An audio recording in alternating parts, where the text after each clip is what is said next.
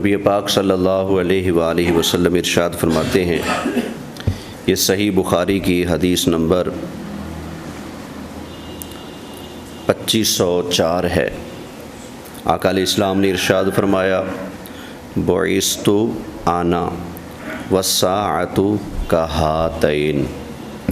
یوں دو انگلیاں آقا علیہ السلام نے کھڑی کی، اٹھائیں، پھر ارشاد فرمایا کہ بعثت انا والساعۃ کہاتین، فرمایا کہ میں اور قیامت ان دو انگلیوں کی طرح ہیں۔ سمجھنے کی بات ہے، فرمایا کہ میں اور قیامت ان دو انگلیوں کی طرح ہیں۔ کیا مطلب؟ ان دو انگلیوں میں کوئی تیسری چیز ہے؟ بولیے نہیں۔ تو نبی کریم علیہ السلام یہ فرما رہے ہیں کہ میرے اور قیامت کے درمیان میں کوئی نیا نبی نہیں ہے، کوئی نیا رسول نہیں ہے۔ تو فرمایا کہ بعثت انا والساعۃ کہاتین، میں اور قیامت یوں ہیں، میرے بعد قیامت ہے، کوئی نیا نبی نہیں ہے۔ اللہ اکبر۔ اب صحیح مسلم کی حدیث نمبر 1167 سماعت فرمائیں۔ آقا علیہ السلام ارشاد فرماتے ہیں، ارسلت الی الخلق کافہ، میں تمام مخلوق کی طرف رسول بنا کر بھیجا گیا ہوں۔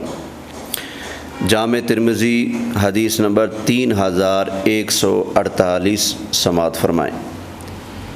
نبی پاک صلی اللہ علیہ وآلہ وسلم نے ارشاد فرمایا، انا سید ولد آدم یوم القیامہ، میں قیامت والے دن تمام اولاد آدم کا سردار ہوں گا۔ اسی طرح کتاب الاوائل، امام طبرانی رحمۃ اللہ علیہ کی یہ کتاب ہے، اس کے اندر حدیث نمبر 39 ہے۔ پیارے آقا صلی اللہ علیہ وآلہ وسلم نے ارشاد فرمایا، اول الانبیاء آدم و آخرہم محمد صلی اللہ علیہ وسلم، فرمایا سب سے پہلے نبی حضرت آدم علیہ السلام ہیں اور سب سے آخری محمد صلی اللہ علیہ وآلہ وسلم ہیں۔ ترمذی شریف حدیث نمبر 2219 ہے۔ آقا علیہ السلام ارشاد فرماتے ہیں، انا خاتم النبیین لا نبی بعدی، فرمایا میں آخری نبی ہوں، میرے بعد کوئی نیا نبی نہیں ہے۔ اسی طرح ابن ماجہ شریف حدیث نمبر 3896 ہے۔ آقا علیہ السلام ارشاد فرماتے ہیں، ذہبت النبوۃ و بقیت المبشرات، ارشاد فرمایا کہ نبوت چلی گئی، سچے خواب باقی رہ گئے۔ نبوت کیا ہے؟ چلی گئی۔ نبی پاک صلی اللہ علیہ وسلم کے بعد کوئی نیا نبی نہیں بن سکتا، نبوت کا سلسلہ ختم ہو گیا۔ وَبَقِيَتِ الْمُبَشِّرَاتِ، لیکن مبشرات باقی ہیں۔ تو آقا علیہ السلام سے صحابہ نے پوچھا، مل مبشرات یا رسول اللہ، آقا یہ مبشرات کیا ہیں؟ فرمایا الرؤیا الصالحہ، فرمایا نیک خواب، سچے خواب وہ باقی ہیں۔ خواب کو نبوت کا 46واں حصہ علماء محدثین نے قرار دیا ہے، 46واں حصہ۔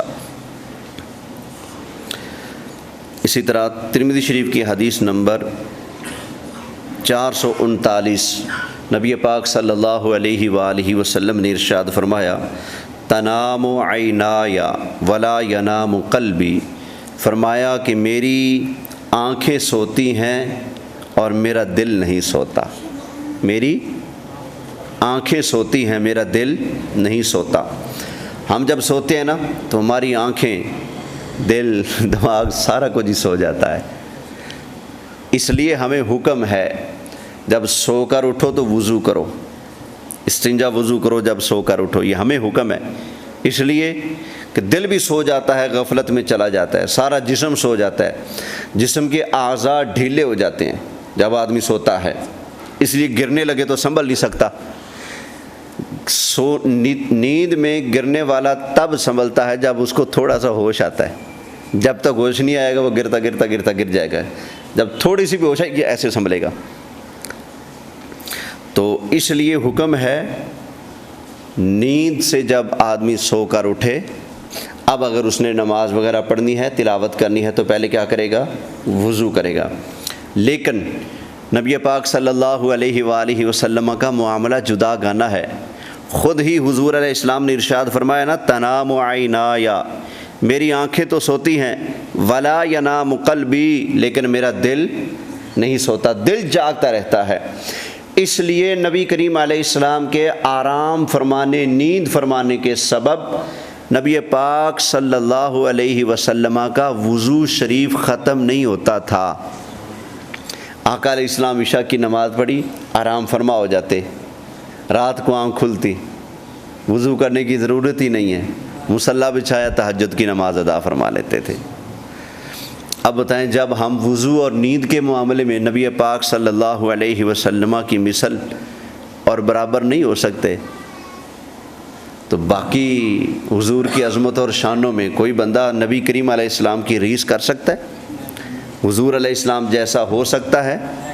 اے میرا لدے نے لوکی تیرے نال سونیا، تینو رب نے بنایا بے مثال سونیا۔ اعلیٰ حضرت امام اہل سنت کی نعت شریف تو ہم بہانے سے پڑھتے ہی رہتے ہیں نا۔ انہوں نے نبی پاک صلی اللہ علیہ وسلم کی شان کو بڑے سادہ الفاظ میں بیان فرمایا۔ سب سے اولا اعلیٰ ہمارا نبی، سب سے ہمارا نبی، سب سے اولا اعلیٰ ہمارا نبی، سب سے بالا والا ملک کونین میں انبیاء تاجدار، ملک کونین میں انبیاء تاجدار، تاجداروں کا آقا ہمارا نبی، تاجداروں کا آقا۔ سبحان اللہ۔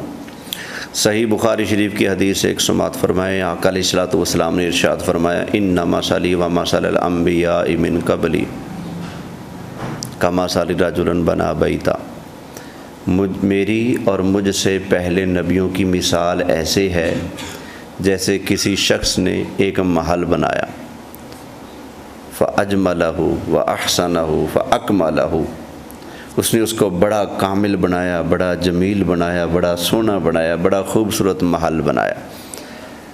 سر فرمایا کہ سارا محل تو مکمل ہو گیا لیکن ایک اینٹ کی جگہ بچ گئی۔ اب لوگ آتے ہیں اس گھر کا طواف کرتے ہیں، تعریف کرتے ہیں، لیکن ایک بات کہتے ہیں، یار محل تو بڑا خوبصورت ہے، مکان تو بہت خوبصورت ہے، بڑا رنگ و روغن ہے، خوبصورتی ہے، کمال ہے، لیکن یہ ایک اینٹ کی جگہ باقی ہے، یہ ایک اینٹ بھی لگ جائے نا تو محل کامل ہو جائے گا، مکمل ہو جائے گا۔ نبی کریم علیہ السلام نے ارشاد فرمایا، وہ محل نبوت کا ہے اور اس کی آخری اینٹ میں مصطفیٰ جان رحمت صلی اللہ علیہ وآلہ وسلم ہوں۔ یہ بخاری شریف کی حدیث ہے۔ آقا علیہ السلام ارشاد فرماتے ہیں، یہ مسند امام احمد بن حنبل کی حدیث نمبر 2638 ہے، اور ترمذی شریف میں سورہ صاد کی تفسیر میں، کتاب التفسیر سورہ صاد کی تفسیر میں، ترمذی کے اندر بھی یہ حدیث موجود ہے۔ پیارے آقا دو عالم کے داتا نبی رحمت شفیع امت صلی اللہ تعالی علیہ وآلہ وسلم نے ارشاد فرمایا، رأیت ربی،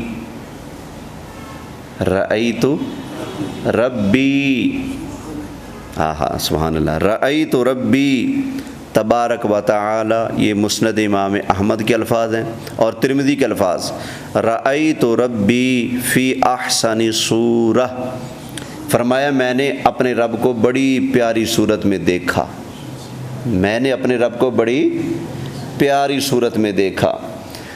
تو ان احادیث کی روشنی میں اور سورہ نجم میں جو بیان ہوا، ان آیات بینات کی روشنی میں اہل سنت کا یہ عقیدہ ہے کہ اللہ تعالیٰ نے نبی پاک صلی اللہ علیہ وآلہ وسلم کو جاگتی آنکھوں سے اپنے دیدار کا لطف عطا فرمایا۔ نبی کریم علیہ السلام نے جاگتے ہوئے سر کی آنکھوں سے اللہ تعالیٰ کا دیدار کیا ہے۔ تو فرمایا میں نے اپنے رب تعالیٰ کو دیکھا۔ اگلی حدیث جامع الصغیر کی حدیث ہے، حدیث نمبر 3770 ہے۔ پیارے آقا صلی اللہ علیہ وآلہ وسلم ارشاد فرماتے ہیں، حیاتی خیر لکم و مماتی خیر لکم، فرمایا میرے غلاموں میری زندگی بھی تمہارے لیے بہتر ہے اور میری وفات بھی تمہارے لیے بہتر ہے۔ اس کی وجہ بھی دوسری حدیثوں میں بیان ہوئی۔ نبی کریم علیہ السلام سے صحابہ نے پوچھا آقا وہ کیسے، زندگی تو سمجھ آ گئی تو وفات کیسے ہمارے لیے بہتر؟ فرمایا ایسے کہ تم زندگی میں مجھ سے سوال کرتے ہو، مسائل لے کر آتے ہو، میں جواب دیتا ہوں، یوں زندگی بہتر ہے، میری وفات تمہارے لیے اس طرح سے بہتر ہے۔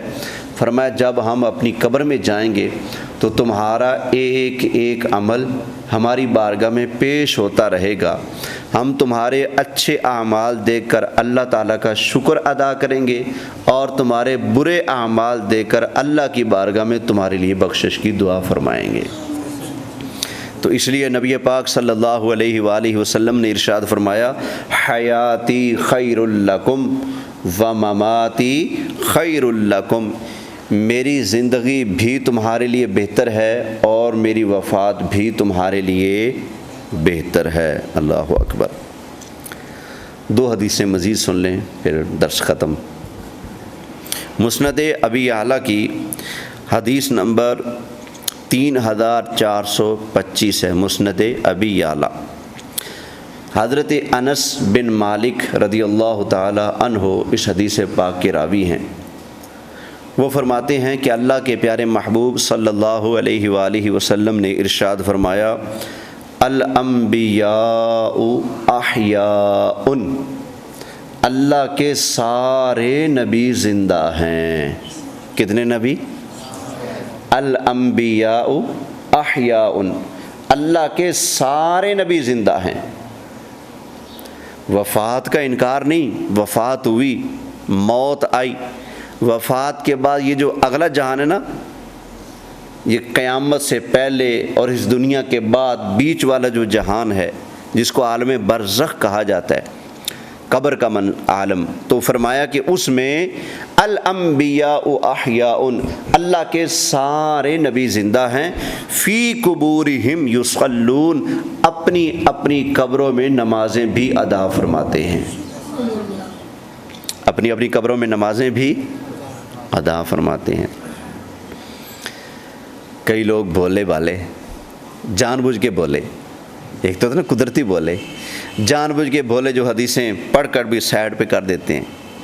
وہ کہتے ہیں جو نبی کریم علیہ السلام قبر میں زندہ تو نہیں ہے، نبی پاک صلی اللہ علیہ وسلم کی روح شریف زندہ ہے اور وہ ہے جنت میں، لہٰذا مدینہ منورہ میں آقا علیہ السلام کا جو جسم ہے وہ زندہ نہیں، وہ مردہ حالت میں ہے، وہ یہ کہتے ہیں۔ اچھا مجھے اتنا بتائیں،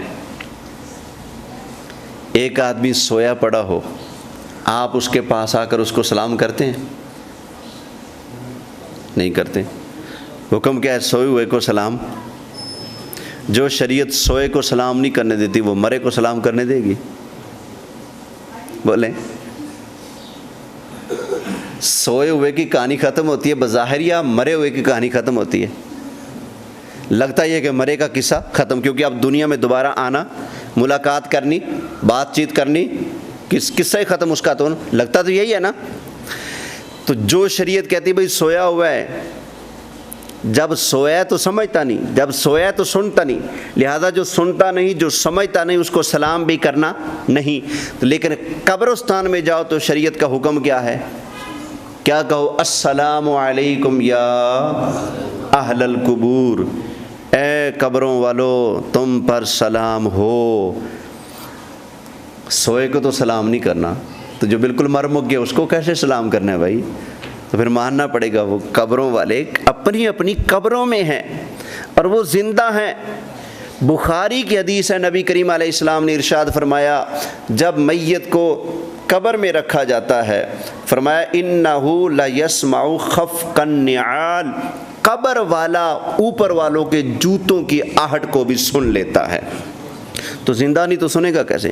یہ تو عام قبر والے کی بات ہے، نبی پاک صلی اللہ علیہ وسلم کی تو کیا ہی بات ہے نا۔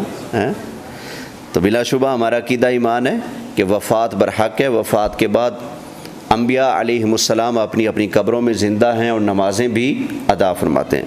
آخری حدیث، آقا علیہ الصلوۃ والسلام نے ارشاد فرمایا ان اللہ حرم علی الارض ان تأکل اجساد الانبیاء۔ ابو داود شریف کی یہ حدیث ہے، حدیث نمبر 1047 ہے۔ پیارے آقا علیہ الصلوۃ والسلام نے ارشاد فرمایا بے شک اللہ نے زمین پر حرام کر دیا ہے کہ نبیوں کے جسموں کو کھائے۔ یہ دو حدیثیں قبر کے اندر انبیاء علیہم السلام کی حیات کے حوالے سے بیان ہوئی ہیں۔ صرف یہ دو حدیثیں نہیں ہیں، درجنوں حدیثیں اس بات کا ثبوت ہیں کہ انبیاء علیہم السلام اپنی قبروں میں زندہ ہیں۔ میں نے اسی ممبر پر تقریباً 6 جمعے مسلسل یہی موضوع بیان کیا تھا، اور قرآن مجید فرقان حمید کی 28 آیتیں میں نے اس موضوع پر پڑھی تھیں کہ اللہ کے نبی اپنی قبروں میں کیا ہیں؟ زندہ ہیں۔